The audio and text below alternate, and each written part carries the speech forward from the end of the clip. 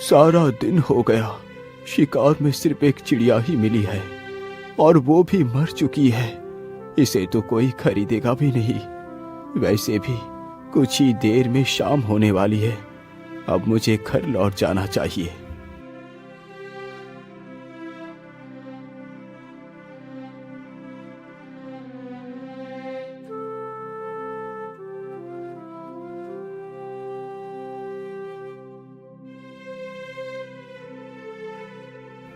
अरे, इधर तो एक कबूतरी भी बैठी है। क्यों ना मैं इसे भी पकड़ लूं? ये सारी बातें सोचकर शिकारी अपना धनुष बाण उस चिड़िया के ऊपर तान देता है। तीर कमान से छूटते ही चिड़िया के पैर में जा लगा। चिड़िया फड़फड़ाते हुए जमीन पर आ गिरी। वाह वाह, एक शिकार और मिल गया। इसे बेचकर आज का राशन मिल जाएगा। हे शिकारी, तुम मुझे मत मारो। मैंने तुम्हारा क्या बिगाड़ा है? चिड़िया, मुझे तुम्हें मारने और पकड़ने का कोई शौक नहीं। ये सब कुछ मैं अपने पापी पेट के लिए करता हूँ। यदि मैं ये कार्य नहीं करूँगा तो खाऊंगा क्या? शिकारी की यह बात सुन चिड़िया उसकी मजबूरी को समझ जाती है। हे शिकारी, तुम मुझे मत बेचो। तुम मेरा इलाज कर अपने साथ रखो। मैं तुम्हारी किस्मत को बदल दूंगी। ठीक है चिड़िया, मैं तुम्हें नहीं बेचूंगा। लेकिन क्या सच में तुम मेरी किस्मत को बदल सकती हो? हाँ हाँ शिकारी, मैं एकदम उचित कह रही हूँ। मेरी बात का विश्वास करो। ठीक है चिड़िया, तो फिर चलो मेरे साथ मेरे घर। फिर शिकारी उस चिड़िया को भी अपने साथ लेकर चला जाता है।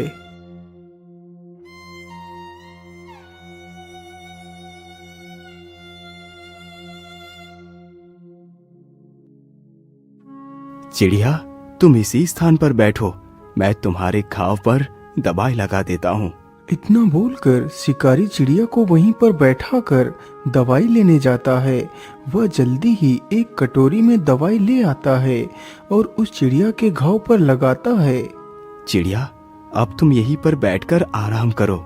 कल तक तुम बिल्कुल ठीक हो जाओगी।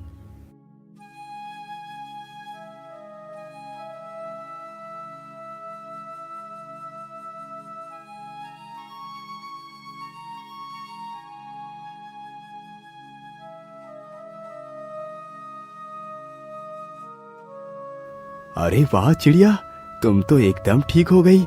अच्छा, अब तुम यही घर में रुको। मैं शिकार के लिए जा रहा हूँ। अरे नहीं नहीं शिकारी, अब तुम शिकार नहीं करोगे। लेकिन चिड़िया, यदि मैं शिकार नहीं करूँगा तो पैसे कहाँ से आएंगे? तुम शायद भूल गए कि मैंने तुमसे कहा था कि मैं तुम्हारी किस्मत को बदल दूंगी। हाँ हाँ, मुझे याद है। लेकिन तुम करोगी क्या? शिकारी, तुम जाओ और बाजार से ऊन खरीद कर ले आओ। लेकिन चिड़िया, मेरे पास तो 1 रुपया है। इससे कितनी ऊन मिलेगी? अरे, 1 रुपए में जितने भी ऊन मिले तुम बस ले आओ। अच्छा ठीक है चिड़िया, मैं ऊन लेने के लिए जा रहा हूँ। इतना बोलकर शिकारी वहां से चला जाता है। कुछ समय गुजरने के बाद वह ऊन के 4 गोले लेकर आ जाता है। चिड़िया, ये लो, मैं ऊन ले आया हूँ। ठीक है, तुम इस ऊन को यहीं पर रख दो। मैं रात को इस ऊन का उपयोग करूंगी।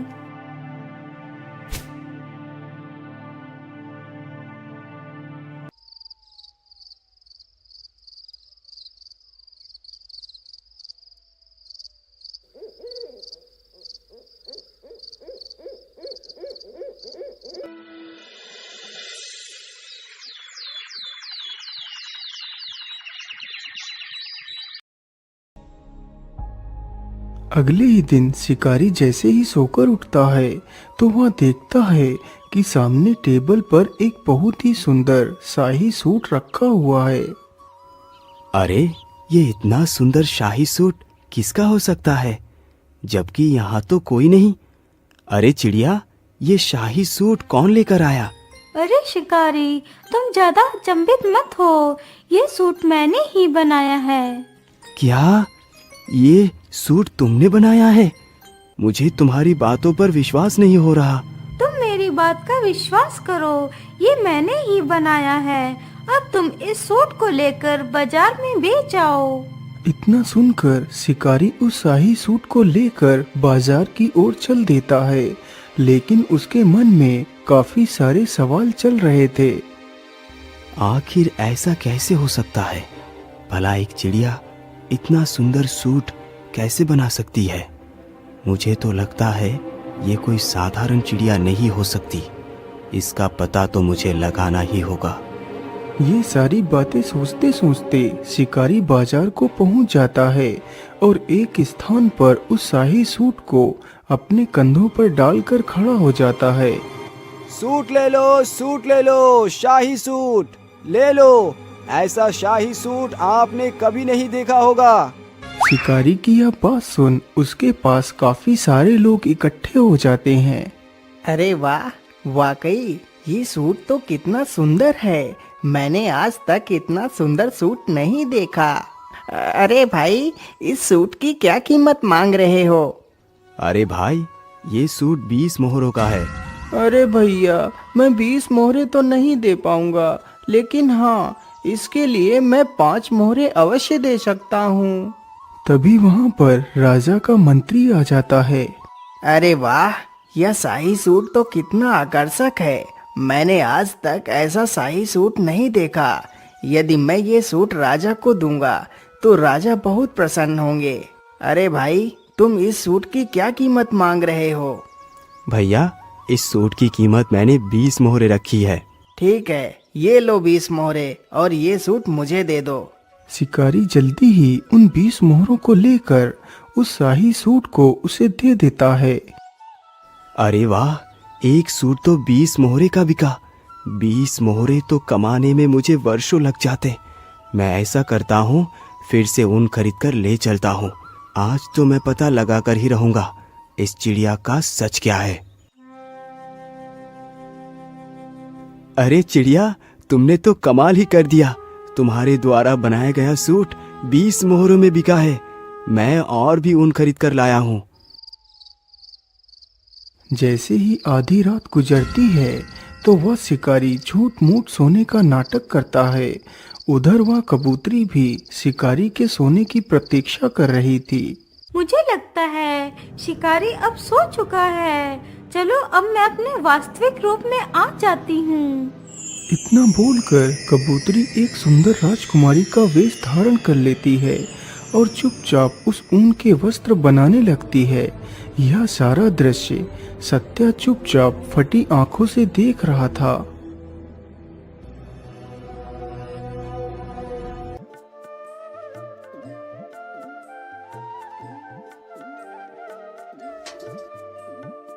अगली सुबह राजकुमारी वापस से अपने उसी कबूतरी वेश में आ गई थी। अरे वाह कबूतरी, आज तो तुमने और भी ज्यादा सुंदर वस्त्र बनाए हैं। लेकिन इतनी सुंदर वस्त्र बनाना किसी आम पक्षी के बस की बात नहीं।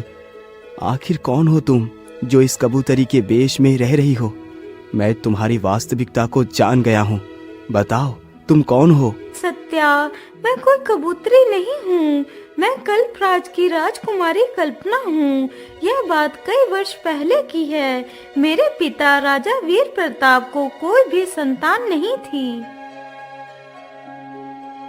लेकिन महारानी जी, मैं ऐसा नहीं कर सकता। चाहे मेरी कोई संतान हो या ना हो, यदि ईश्वर मुझे निस्संतान ही रखना चाहते हैं तो ये ही सही। लेकिन मैं दूसरा विवाह नहीं करूँगा। लेकिन महाराज, क्या आप अपने वंश को अपने तक ही सीमित रखना चाहते हैं? क्या आप नहीं चाहते कि आपका वंश आगे बढ़े? आखिर आपके बाद आपके राज्य को कौन संभालेगा? लेकिन महारानी जी, इसके लिए हम कोई ना कोई उपाय अवश्य निकालेंगे। लेकिन मैं दूसरा विवाह नहीं करूंगा। हम आज ही उन पहाड़ी वाले बाबा के पास जाएंगे। मुझे पूर्ण विश्वास है कि वो हमारी मदद अवश्य करेंगे। इतना बोलकर राजा अपनी पत्नी के साथ रथ पर सवार होकर निकल पड़ता है।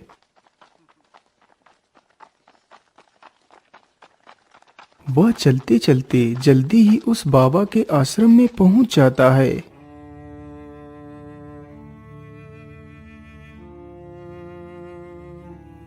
बाबा, मैं बड़े ही विचित्र संकट में आकर फंस गया हूँ। समझ नहीं आ रहा क्या करूं और क्या ना करूं। महाराज, मैं आपकी चिंता के विषय को भली भांति समझता हूँ। बाबा, यदि आप सब कुछ जानते हैं तो फिर बताइए, क्या मैं इसी प्रकार जीवन भर निसंतान रहूंगा? क्या मेरे भाग्य में कोई संतान नहीं है? महाराज, आप घबराइए नहीं। आपके भाग्य में संतान का सुख अवश्य लिखा है, लेकिन एक समस्या है। समस्या? लेकिन कैसी समस्या मुनिवर? आप मुझे उस समस्या को स्पष्ट रूप में बताइए।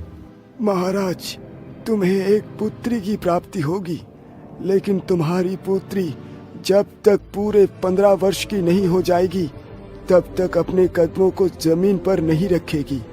यदि तुम्हारी पुत्री ने 15 वर्ष से पूर्व अपने कदमों को जमीन पर रख दिया तो बहुत बड़ी अनहोनी हो जाएगी। कैसी अनहोनी बाबा? मैं कुछ समझा नहीं। बेटा, ये मैं तुम्हें नहीं बता सकता। बस तुम्हें अपनी पुत्री को 15 वर्ष तक जमीन पर पैर रखने से रोकना है। ठीक है बाबा, मैं आपकी बात याद रखूंगा। 1 वर्ष पश्चात रानी ने एक सुंदर सी पुत्री को जन्म दिया।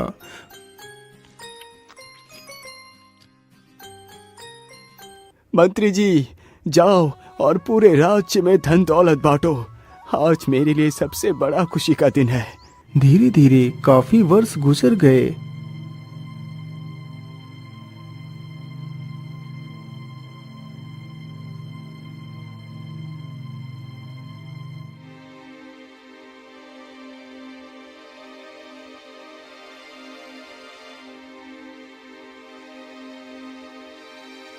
महारानी जी, आज की रात गुजरने के बाद मेरी पुत्री पूरे 15 वर्ष की हो जाएगी। आज की रात जरा ध्यान से बिताना महारानी।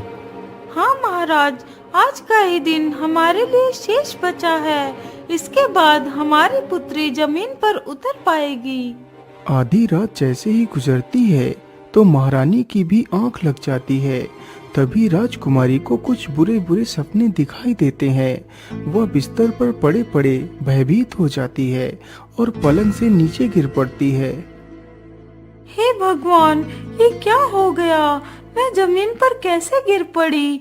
माँ, जल्दी उठो, देखो मैं पता नहीं कैसे जमीन पर गिर पड़ी। इतना सुनते ही महारानी की आंखें खुल जाती हैं। अरे अरे अरे पुत्री, ये तुमने क्या कर दिया? तुम बिस्तर से क्यों नीचे उतर गई? महारानी इतना कह ही रही थी कि तभी कमरे में कुछ प्रकाश जैसा प्रकट हुआ।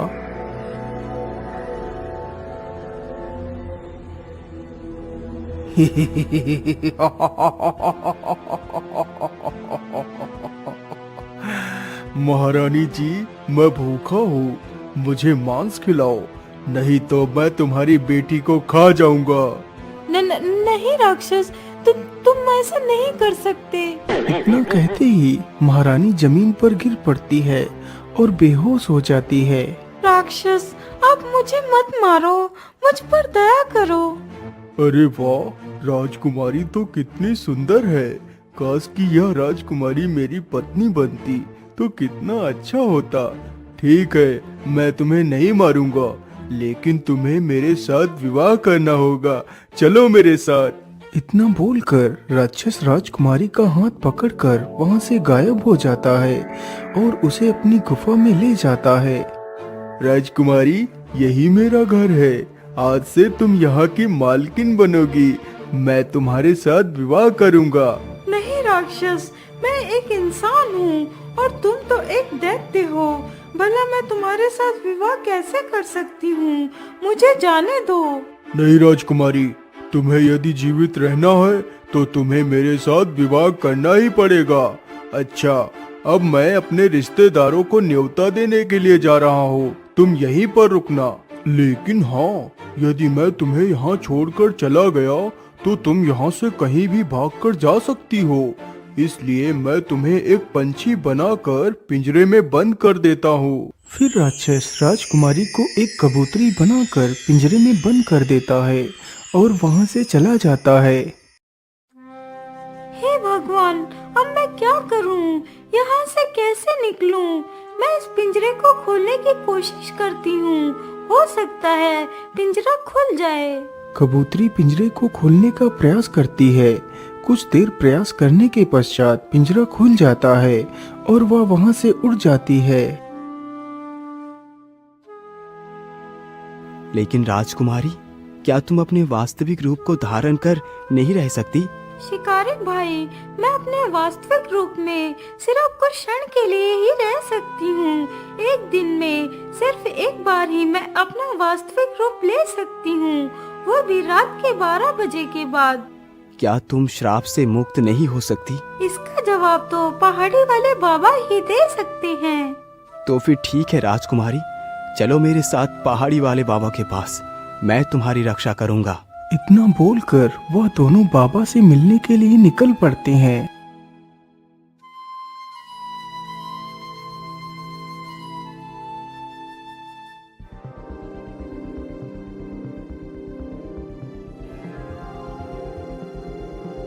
बाबा, हमारी सहायता कीजिए, हम बहुत ही दुविधा में पड़ गए हैं। बोलो बेटा, क्या बात है? तुम इतना परेशानी में क्यों दिखाई पड़ रहे हो? कबूतरी सारी कहानी बाबा को सुनाती है। पुत्री, तुम घबराओ मत, सब कुछ ठीक हो जाएगा। जो मैं कहता हूँ उसे ध्यान से सुनो। हाँ हाँ बोलिए बाबा, आप क्या कहना चाहते हैं? मैं राजकुमारी की सहायता करूंगा।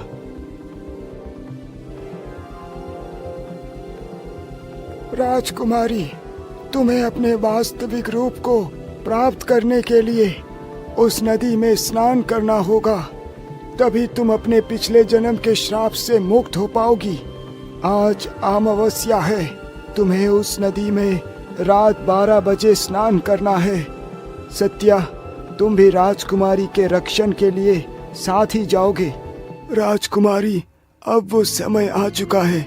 सत्य, तुम जल्दी से राजकुमारी को नदी पर लेकर जाओ। बाबा की यह बात सुनकर शिकारी राजकुमारी के साथ नदी के लिए निकल पड़ता है। वह दोनों जल्दी ही नदी पर पहुंच जाते हैं। सत्या, तुम यहीं पर रुको, मैं अभी नदी से स्नान करके आती हूँ। ठीक है राजकुमारी, तुम जाओ, मैं यहीं पर तुम्हारी प्रतीक्षा करता हूँ। इतना सुनकर कबूतरी जैसे ही नदी में स्नान करने के लिए आगे बढ़ती है।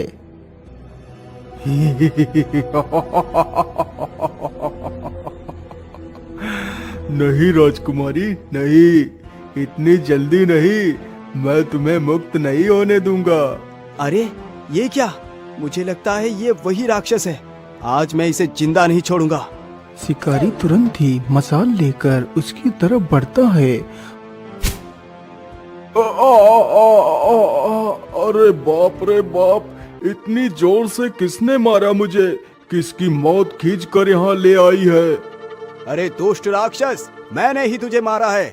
हिम्मत है तो मुझे मार के दिखा। अच्छा, ऐसी बात है तो पहले तू ही मरने के लिए तैयार हो जा। इतना कहकर राक्षस शिकारी को ही पकड़ लेता है। छोड़ दुष्ट राक्षस, आज मैं तुझे जिंदा नहीं छोड़ूंगा। तभी कबूतरी चुपके से नदी में डुबकी लगा जाती है।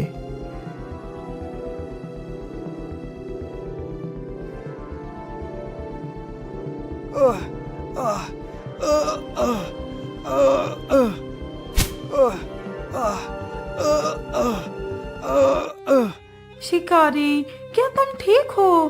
तुम्हें कुछ हुआ तो नहीं? नहीं नहीं राजकुमारी, मैं बिल्कुल ठीक हूँ। शिकारी भैया, आखिर तुमने ऐसा क्यों किया? तुमने मेरे लिए अपनी जान को खतरे में क्यों डाल दिया? राजकुमारी, मैंने ये सब कुछ इसलिए किया क्योंकि मैंने अपने संपूर्ण जीवन में सिर्फ पाप कर्म ही किए हैं। आज मैंने सोचा क्यों ना मैं आपकी जान बचाकर कुछ तो अच्छा कर्म कर लूं। चलो शिकारी, तुम मेरे साथ मेरे राजमहल में चलो।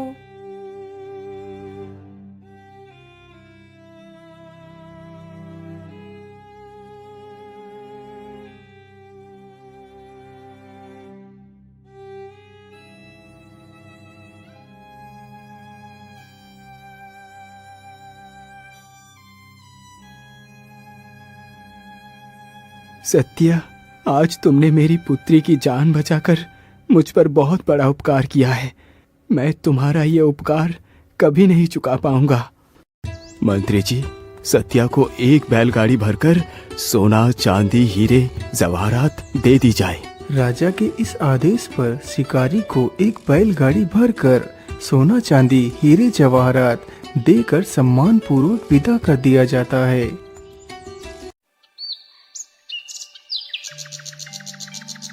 बहुत समय पहले कासिम नाम का एक मछुआरा नदी के किनारे रहता था।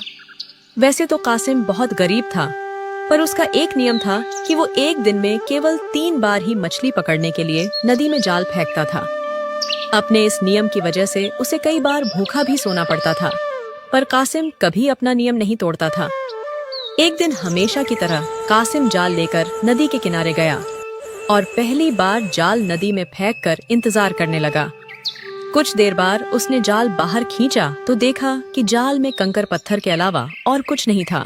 कोई बात नहीं, एक बार और जाल फेंकता हूँ, इस बार जरूर कुछ मछलियाँ जाल में फंसेंगी। ऐसा कहकर उसने दूसरी बार जाल नदी में फेंका। कुछ देर बाद उसने जाल कुछ भारी महसूस होने लगा। लगता है बहुत सारी मछलियाँ फंसी हैं। ये सोचकर वो खुशी खुशी जाल अपनी तरफ खींचने लगा। जैसे जैसे जाल उसके पास आ रहा था, उसकी खुशी बढ़ती जा रही थी। आज मैं पेट भर कर खाना खाऊंगा। पर जैसे ही जाल नदी से पूरी तरह निकलकर सामने आया तो उसने देखा कि जाल में एक भी मछली नहीं थी। पूरा जाल पत्थरों से भरा हुआ था। ये देखकर वो बहुत निराश हुआ और कहने लगा, अगर खुदा ने चाहा तो इस बार कोई ना कोई मछली जरूर फंसेगी जाल में। ऐसा कहकर उसने तीसरी और आखिरी बार जाल नदी में फेंका। कुछ देर बाद उसे फिर से जाल कुछ भारी महसूस हुआ, पर इस बार वो बिल्कुल खुश नहीं हुआ। खुश होने से पहले मुझे देख लेना चाहिए कि जाल में फंसा क्या है। उसने जाल धीरे धीरे अपनी तरफ खींचना शुरू किया। जब जाल पूरी तरह पानी से बाहर आ गया तो उसने देखा कि जाल में कुछ पत्थर और पीतल के एक पुराने चिराग के अलावा कुछ नहीं है। ये देखकर वो बहुत दुखी हुआ और बोला, अगर खुदा चाहता है कि आज मैं भूखा रहूं तो यही सही। तभी उसकी नजर जाल में फंसे पुराने चिराग पर पड़ी।